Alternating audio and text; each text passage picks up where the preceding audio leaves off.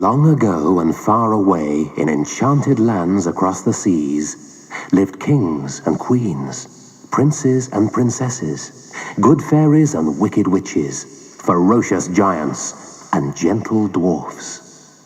Their adventures and stories have been told for hundreds of years.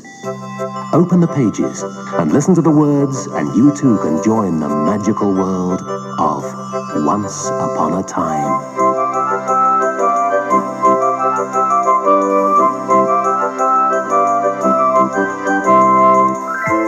Pinocchio.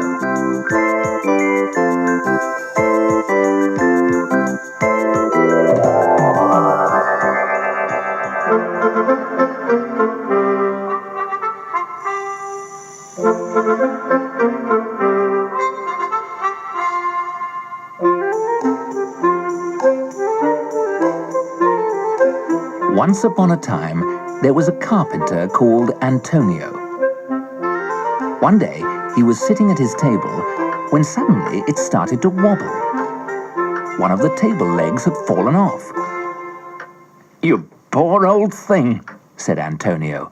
"You're old and wobbly like me now, but don't worry, I can make you as good as new again." So Antonio found himself a good piece of wood and set to work straight away. But as soon as he swung at it with an axe, a little voice cried out, "Don't hit me too hard, kind master." A piece of wood that talks. I must be hearing things, thought Antonio. A little later, there was a knock at the door.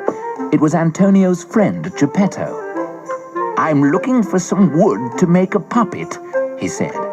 So Antonio gave him the piece of wood that talked. As soon as Geppetto got home, he took out his tools and started carving the wood. In no time at all, he had carved out the top of the head and the eyes. Next, Geppetto worked on the puppet's nose and mouth. He'd barely finished the mouth when the puppet began to laugh.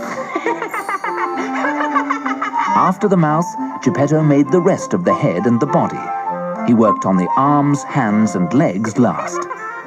As soon as he'd finished the legs and feet, the puppet gave him a sharp kick on the nose. Oh my goodness! By now, Geppetto was getting rather excited about this strange puppet that seemed to have a life of its own. It's good. He'd always wanted a child of his own, and now he had the next best thing.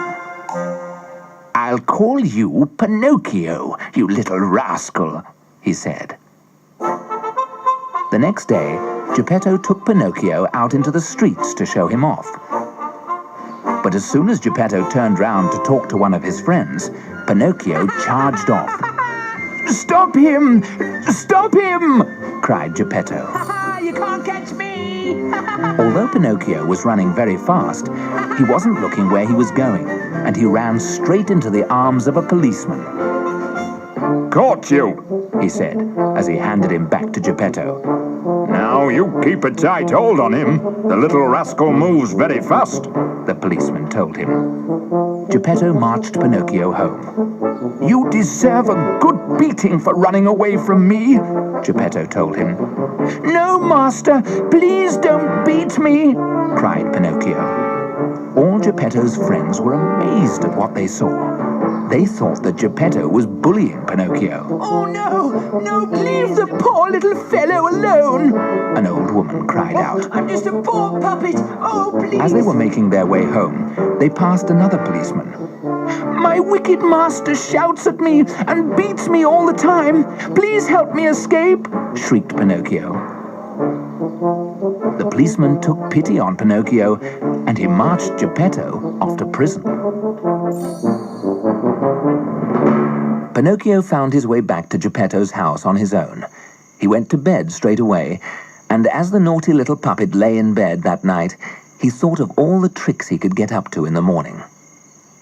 He was just dozing off when he heard a strange chirping sound coming from the windowsill. When he peeked from under the bedclothes, he saw a cricket sitting there.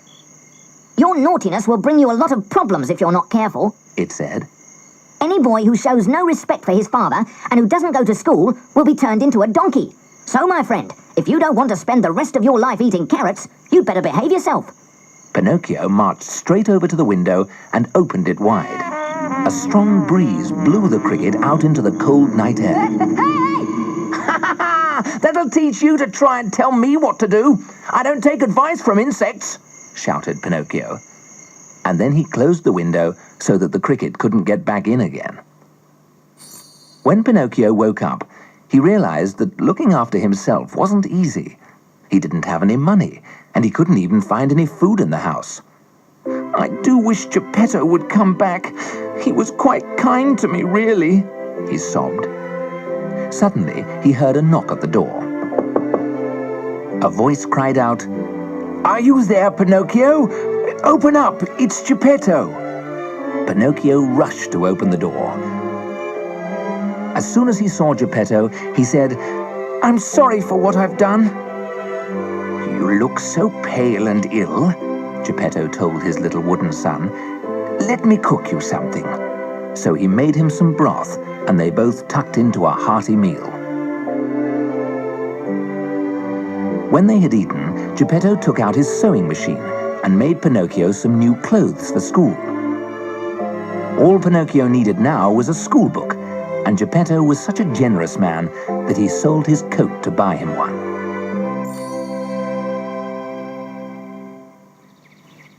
The next day, Pinocchio was on his way to school when he heard music and laughter coming from a puppet theatre. "I won't bother with school today," he thought. "I'll go to the theatre instead." As he didn't have any money for a ticket, he sold his school book to buy one. Once he was inside the theatre, the puppets made a big fuss of him.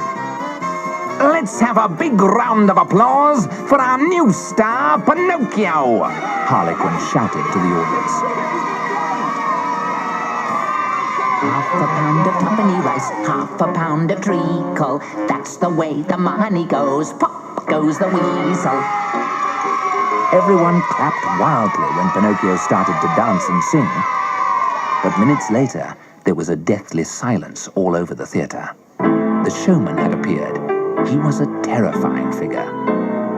"Pinocchio has ruined my show!" roared the showman.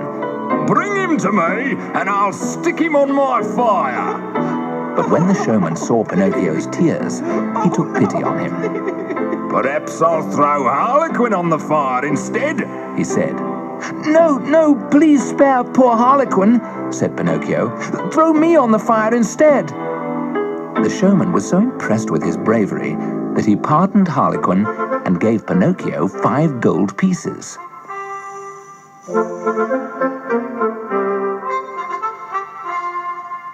So Pinocchio waved goodbye to his puppet friends and made his way home once again. On the way, Pinocchio was set upon by a wicked fox and cat. "Tell us where you've hidden your money," the villain said. Yeah, tell us. But he wouldn't tell them, so they tied him up and left him all alone in the dark woods. Pinocchio sat weeping for hours and hours, until the kind blue fairy came and untied him. She took him to her palace and gave him some medicine to make him feel better. "Tell me your story," said the kind fairy. "If you tell me the truth, I'll make sure no harm ever comes to you again." At first, Pinocchio told the truth, but when he came to talking about the gold pieces, he told a lie. "I've lost my gold pieces.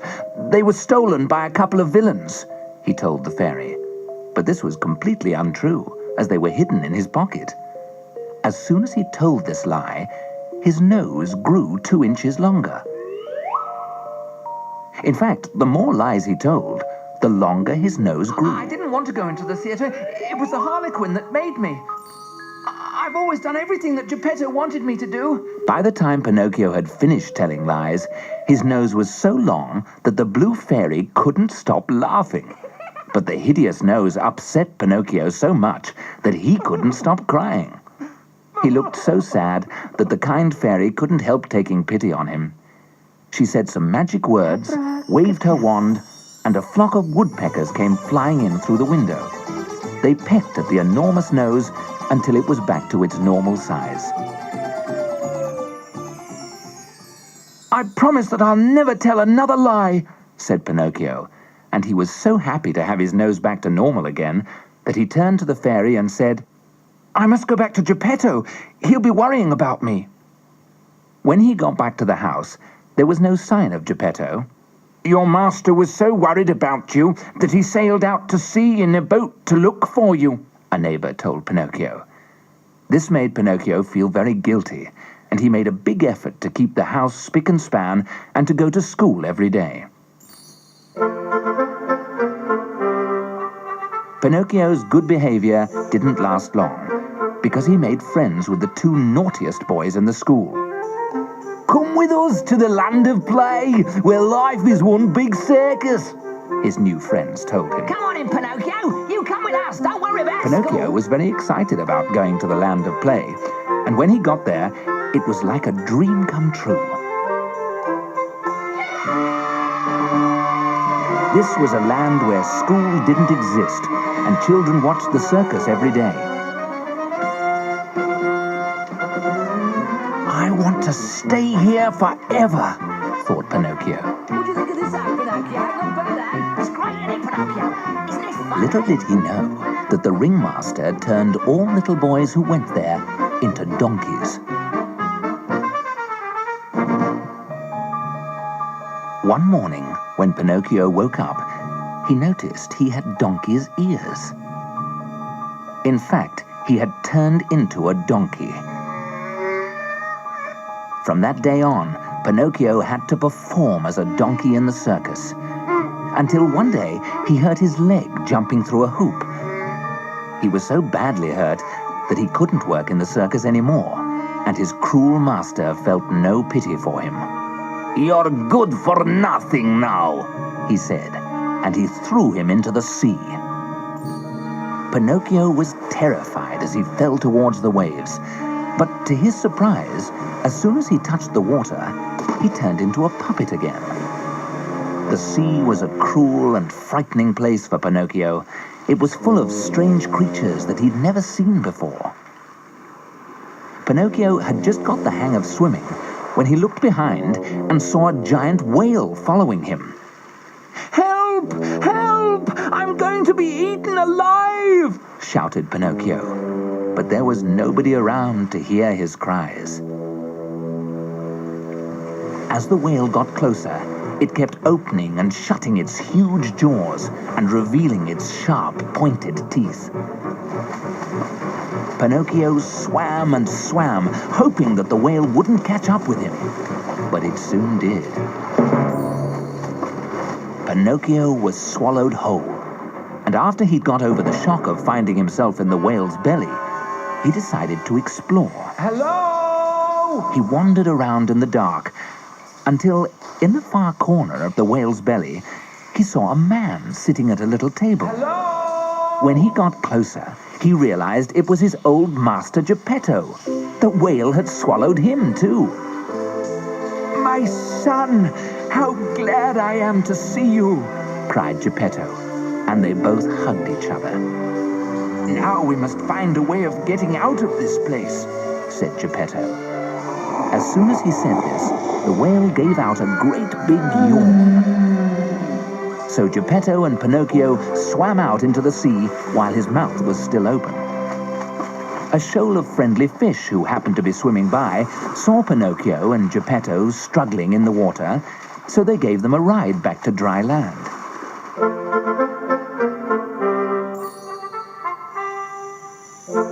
After they'd had a little rest on the shore, Pinocchio and Geppetto took a slow walk home.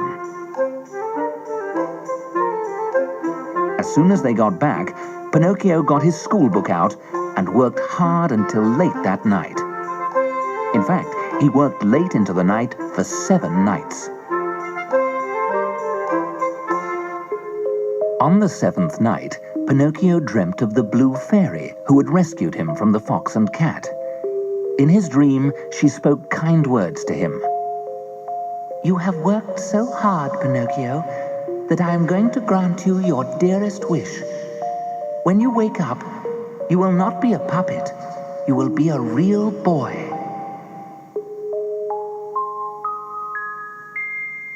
And the next morning, when Pinocchio woke up, his dream had come true. Father, look! At last, he had turned into a real boy.